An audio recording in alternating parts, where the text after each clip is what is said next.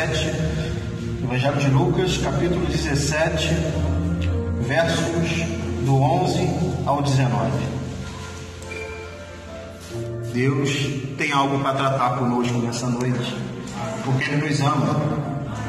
Diz assim a palavra do Senhor: de caminho para Jerusalém, passava Jesus pelo meio de Samaria e da Galiléia. Ao entrar numa aldeia, saíram-lhe ao encontro 10 leprosos, que ficaram de longe e lhe gritaram, dizendo: Jesus, mestre, compadece-te de nós. Ao vê-los, disse-lhe Jesus: ide e mostrai-vos aos sacerdotes. Aconteceu que, indo, eles foram purificados. Um dos 10, vendo que fora curado, voltou, dando glória a Deus em alta voz, e prostrou-se com o rosto em terra aos pés de Jesus, agradecendo-lhe, e este era samaritano. Então Jesus perguntou: não eram 10 os que foram curados? Onde estão os 9? Não houve, porventura, quem voltasse para dar glória a Deus, senão este estrangeiro? E ele disse: levanta-te, vai, a tua fé te salvou. Amado Deus, obrigado por essa oportunidade, que a tua palavra venha ter eficácia em nossas vidas nessa noite.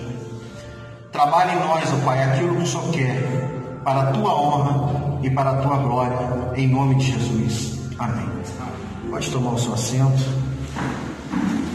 Texto bem conhecido, mas antes de entrar naquilo que Deus quer tratar conosco nessa noite, é importante saber quem eram esses leprosos. A Bíblia não nomeia eles, mas Lucas relata que havia 10 leprosos. E os leprosos, eles eram considerados imundos. Eles tinham que viver de longe das outras pessoas, isolados, pois tinha uma doença que não existia cura naquela época. Então eles tinham que ficar de longe. Alguns deles usavam até um sino, para quando ele caminhasse, aquele sino tocasse, e as pessoas sabiam que ali havia um leproso. Tinha que se afastar de sua família, dos seus conhecidos, indo para a sua caverna, um leprosário, e muitos deles, dependendo da gravidade, já esperando a morte, porque era uma doença que não tinha cura. E Jesus, ele manda esses homens ir mostrar aos sacerdotes, porque naquela época o sacerdote era quem examinava. O sacerdote que olhava, fazia os seus testes e dava o diagnóstico se ele era puro ou não. E certamente esses homens já foram aos sacerdotes, porque eles já eram considerados leprosos. E observando esse texto, observando essa passagem bíblica, eu pude extrair algumas lições que a gente aprende com os 10 leprosos e com um leproso. Porque eles deviam saber que Jesus estava curando. Porque no próprio Evangelho de Lucas, lá no início, Jesus cura um homem coberto de lepra. Jesus coloca as mãos nele e ele é curado. E a Bíblia diz que eles ficaram de longe, olhando para Jesus, e clamaram e gritaram: Senhor, mestre, compadece de nós. E aqui começa uma linda história de quem tem fé. Eles obtiveram fé naquele momento. A palavra de Deus diz que a fé vem pelo ouvir. Eles ouviram falar de Jesus, que Jesus cura. E eles gritaram e exclamaram, e Jesus responde. Jesus foi até eles e disse: ide, mostrai-vos aos sacerdotes. Eu não sei o que você veio buscar aqui hoje. Hoje é dia de ceia, da Santa Ceia, de nós sermos gratos. Mas se você tiver um coração com fé nessa noite, clamar ao Senhor, Ele pode responder. Ele respondeu aos leprosos. Versículo de número 14. Ao vê-los, disse-lhe Jesus: ide e mostrai-vos aos sacerdotes. É interessante que é uma instrução difícil de receber naquele momento. Porque o que aconteceu com o outro leproso? Jesus colocou a mão e curou. O que aconteceu com o cego? Jesus foi lá, lava lá no tanque de Siloé, fez uma lâmpada, lava lá, curou. O que aconteceu com a mulher de fluxo de sangue? Tocou e Jesus curou. Eles não queriam receber essa resposta de Jesus. Eles queriam que Jesus colocasse a mão ali e curasse. Foi uma instrução difícil, porque se eles já eram considerados impuros, eles já foram sacerdotes. Às vezes, nas nossas vidas, a resposta não vai ser como a gente quer. Não era mais fácil Jesus colocar as mãos ali e curar? Mas nós devemos nos acostumar com os ides de Jesus, porque os ides de Jesus não é como acontece com as outras pessoas, porque nós somos únicos. Jesus pode te curar de uma forma, te transformar de uma forma, e Jesus pode me transformar e me curar de uma forma. Às vezes a saída vem de forma diferente. Às vezes a saída de Jesus em nossas vidas não vai ser dessa forma que você quer. Vai ser de forma diferente, porque Jesus não usa a lógica humana. Não foi assim com Naamã? Naamã, todo-poderoso, chegou diante do profeta. O profeta nem o recebeu. Vai lá, se lava 7 vezes. Ele queria que o profeta fosse lá e desse uma palavra e ele fosse curado, mas não. O profeta falou: vai lá, mergulha, e na sétima vez você vai ser curado. E ele foi irado com aquilo. E os seus empregados disseram: se te pedisse algo difícil, não faria? Vai lá. E ele foi curado. Então, meus irmãos, nessa noite devemos prestar atenção nas saídas que Jesus vai nos dar, nas instruções que Jesus vai nos dar. Quando Jesus manda, algo acontece. A palavra de Deus diz: ide, mostrai-vos ao sacerdote. O que eles fizeram? Eles foram. E que quando você obedece a Jesus, acontece alguma coisa. Quando você tem obediência em Cristo, acontece alguma coisa. Porque Deus não quer a sua obediência para te fazer sofrer. Deus quer a sua obediência para você exaltar Jesus. E eles foram. E a palavra de Deus diz que aconteceu que indo, eles foram purificados. É no caminho com Jesus que as coisas acontecem. É quando Jesus te dá uma ordem, você vai e cumpre. É no caminho que, como você não perceba, as coisas de Deus acontecem na nossa vida. Não é da sua forma, é na forma de Deus. Eles vão e o milagre é instantâneo. Eles são purificados, eles são curados, os 10. Mas nem sempre vai ser instantâneo, nem sempre vai ser rápido, nem sempre vai ser da nossa forma, nem sempre vai ser assim, porque Deus tem a forma dele de trabalhar. Mas uma coisa é certa: quando eu obedeço, a cura vem. A transformação de Deus em nossas vidas, ele vem. Quando eu ando em obediência em Cristo, a transformação vem. Aqueles homens foram transformados naquele momento porque obedeceram o ide de Jesus. Eles não poderiam ir porque eles já foram antes do sacerdote. Eles já eram examinados como leprosos. Mas se é Jesus que está mandando, eu tenho que ir. Porque Ele sabe de todas as coisas. Ele sabe o meu futuro. Ele sabe o que vai acontecer. Por isso, se Jesus te mandar fazer algo difícil, vá. Algo que você não está imaginando, vá. Porque é no caminho que as coisas podem acontecer. Eles clamaram, eles obedeceram e eles tiveram a cura. Isso é muito bonito. Só que o que eu quero tratar aqui hoje é algo que acontecia lá atrás, e continua acontecendo no nosso meio. Eu percebo nesse texto que muita gente quer a bênção, mas não quer o abençoador. Muita gente quer o momentâneo e não quer o que é eterno. Aqueles 10 homens, 9 só queriam a bênção, só queriam a cura. Quando eu falo só, é porque Jesus pode dar muito mais do que isso.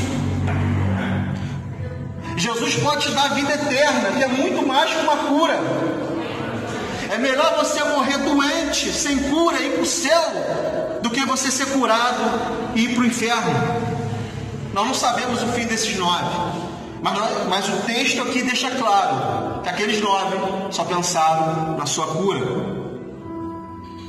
Que nós possamos nesse momento nos revisar nessa noite, a noite de nós examinarmos, e nós podermos pensar que a bênção não pode ser maior que o abençoador.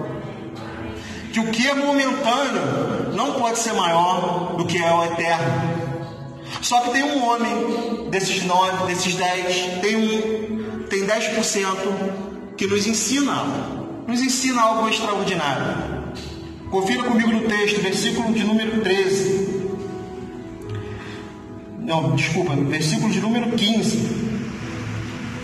Um dos 10, vendo que fora curado, voltou. Quem é você e eu quando recebemos algo de Cristo? A gente volta para perto dele ou a gente some de perto dele? A gente volta para ele, a gente reconhece que é ele que tem o poder, a gente reconhece que é ele que me deu a cura e continua perto dele, ou a gente vai como os 9, agora eu recebi o que eu quero, agora eu vou embora. Eu recebi o que eu quero, eu vou para longe. Esse homem não, esse homem volta. A primeira atitude dele, ele volta. Que nós, ao recebermos daquilo que Cristo vai nos dar, possamos voltar e permanecer. Que é isso que Jesus quer de nós. Eu vou correr porque o tempo é curto, mas outra atitude que ele toma, que é muito importante, é que ele voltou dando glória a Deus em alta voz. Ele não só voltou, antes ele tinha que gritar, porque ele tinha que ver Jesus de longe. Jesus estava lá no outro lado da rua, ele tinha que gritar: mestre, me cura. Agora ele não precisava mais gritar, agora ele estava perto do mestre, mas a alegria dele é tão grande, de gratidão ao Senhor, que ele grita glorificando a Deus, glorificando ao Rei dos Reis. Quem somos nós quando recebemos algo de Deus? Quem é devido toda a honra e toda a glória? É Deus ou não? Esse homem, ele honra a Deus naquele momento. Ele poderia não gritar mais, mas ele grita para todo mundo ouvir que a glória é de Deus. Ele reconhece que Jesus ali é o Filho de Deus. Ele reconhece que foi Deus que fez. Mas não só ele volta, não só ele dá glória a Deus alta voz, o texto diz que ele prostrou-se com o rosto em terra aos pés de Jesus. Sinal de humilhação, sinal de reconhecimento. Não há lugar melhor de nós agradecermos as nossas bênçãos, agradecermos a nossa saúde, agradecermos as nossas coisas, agradecermos a nossa vida aos pés de Jesus. Muitos recebem e vão para longe, porque só querem a bênção. Aí a bênção acaba e ele volta. Aí ele vem e pega mais uma bênção. E ele vive nessa, perdendo e ganhando, perdendo e ganhando. Com Cristo a gente não vai ganhar todas. No mundo tereis aflições, mas tem de bom ânimo. Mas a paz que Rei de Jesus permanece em nós. Porque a gente escolhe o melhor lugar aos pés de Jesus. E a Bíblia ainda diz, após ele se prostrar, olha o que diz o texto, versículo 15, 16: e prostrou-se com o rosto em terra aos pés de Jesus, agradecendo-lhe. Se ele tivesse agradecido, é só uma vez. Muito obrigado, valeu, muito obrigado. Não, o texto diz aqui o que? Ele está agradecendo. Ele não para de agradecer. A vida dele, ali naquele momento, prostrado, ele está agradecendo ao Senhor. Porque ele teve gratidão. E quando você tem gratidão ao Senhor, você vai viver todo dia agradecendo. Você vai viver todo dia agradecendo pelo dom da vida. Você vai agradecer pelo pão, você vai agradecer pelo alimento, você vai agradecer pela sua família, por mais imperfeita que ela seja, porque nenhuma família é perfeita, mas você vai agradecer. E quando você demonstra gratidão em Cristo, já viu um filho grato? Já viu quando dá algo para o seu filho, ele é grato? Dá vontade de dar mais. Quando ele é obediente, imagina o nosso Deus, que é infinitamente mais do que pedimos ou pensamos. E ele ali continua agradecendo. E o texto no final aqui diz: e este era samaritano. Este não era da fé, mas ele ouviu falar de Jesus e usou a fé, virou um da fé. Porque quando você tem um encontro com Jesus, embora você não era da fé, e você é transformado como esse homem foi, você permanece na fé. Quando você escolhe voltar, quando você escolhe estar aos pés, se prostrar, agradecer, você permanece, porque você vê que o abençoador é maior que a bênção. A bênção é só um detalhe, a bênção corre atrás daquele que está em Cristo. E esse homem era samaritano. Se você se entregar a ele, não sei se você é o da fé, não sei se você que está nos assistindo em casa se esfriou da fé, mas se você se voltar para ele hoje, você não tem noção do que Deus pode fazer na sua vida. Porque ele é bom. Deus não tem prazer de não te abençoar. A lepra aqui, ela é a mesma coisa que um pecado. Só que o nosso pecado faz divisão entre nós e Deus. Então reconheça aquilo que você precisa reconhecer diante de Cristo. Volte para Ele nessa noite. Clame, busque, que Ele pode fazer. Ele pode mudar as circunstâncias, as situações. Se entrega a Ele. Não pense na bênção momentânea, pense na bênção eterna. Pense no abençoador, que é Jesus Cristo. E no final desse texto, eu estou encerrando, ele faz algumas perguntas, e isso eu acho interessante. Ele faz as perguntas no versículo 17. Então Jesus lhe perguntou: não eram os 10 que foram curados? Onde estão os 9? Não houve porventura quem voltasse para dar glória a Deus, senão os estrangeiros? Jesus faz 3 perguntas. E aquele homem continua prostrado, porque Jesus só manda ele levantar depois que ele faz essas 3 perguntas. E a gente tem que imaginar, a Bíblia nesse momento não foi rápido como o versículo. O versículo, eu falo aqui desse versículo, essa perícope, em 10 segundos. Houve mais tempo ali. E aquele homem está prostrado diante de Jesus, agradecendo: obrigado, Jesus, obrigado, Jesus, obrigado, Jesus. E Jesus está fazendo 3 perguntas. E não sei se foi para os discípulos, eu não sei se foi para os apóstolos, eu não sei se foi para o próprio homem, eu não sei se foi para a multidão que estava em volta. Mas aquele homem não responde Jesus, ele continua agradecendo. Ele continua prostrado. Eu aprendo aqui, quando vier as perguntas da vida, que eu não sei os porquês, eu não tenho que procurar os porquês, eu tenho que me prostrar e adorar e agradecer. Quando vier a dificuldade em mim, em sua vida, eu não tenho que ficar perguntando a Deus os porquês. Por que disso? Eu tenho que me prostrar, continuar prostrado aos pés dele, continuar agarrado aos pés dele e deixar que o tempo mostre, e deixar que Jesus mostre. Foi o que esse homem fez. Ele continuou prostrado. Está Jesus fazendo as perguntas, ele está prostrado, agradecendo. Eu não sei qual é a pergunta que você tem questionado nesse tempo. Por que disso? Por que da minha esposa está assim? Do meu marido está assim? Por que dos meus negócios? Por que minha vida espiritual está assim? fique aos pés de Jesus prostrado, porque sempre depois, se você se prostrar aos pés de Jesus, Jesus vai dizer algo. Sempre que você estiver agarrado aos pés de Jesus, mesmo com um turbilhão, mesmo passando algumas dificuldades da vida, Jesus vai dar resposta a saída. E eu te provo aqui no texto. Depois que Jesus fez essas perguntas, olha o versículo 19. O que Jesus falou para esse homem? Levanta-te e vai, a tua fé te salvou. Quem quer a bênção, recebe só a bênção pela misericórdia de Deus, e muitos não recebem, porque Deus sabe que se Ele der a bênção ali, você vai perder ela aqui. Mas quem permanece com o abençoador, quem permanece com Ele, tem a maior bênção do mundo, que é viver eternamente com Ele. Quem ama Ele, tem a maior bênção do mundo, que é viver eternamente com Ele.